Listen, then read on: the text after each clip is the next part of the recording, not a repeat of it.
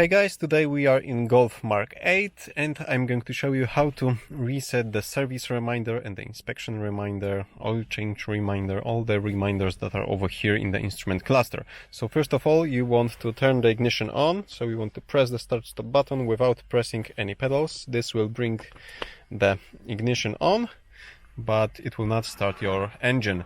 And right now, using the buttons on the right side of the steering wheel, you want to select the right screen display and you want to select the driving time and distance. Press right, and when the since start option is selected, press and hold the right button for at least 5 seconds. So let's say it's 3, 4, 5, maybe 6 right now. And when you release it, you will have this service menu over here. So the first option is service, and you can check what's your service reminder, when the next inspection is coming, and when's the next oil change reminder will appear. And over here you have the option to reset the inspection and to reset the oil change service reminder. So whichever you need to do, of course after servicing your car and after changing the oil, you can do it over here.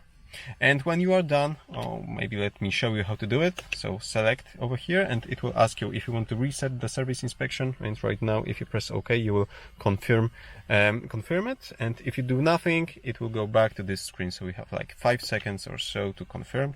Same for the oil change, you have 5 seconds to confirm it, and if you don't do a thing, it will just go back to this menu. And over here at the end there's back option, so if you select it, you are back to your standard instrument cluster menus. So that's pretty much it. Thank you for watching. Give me a thumbs up if you like this simple tutorial and subscribe for future ones. See you soon.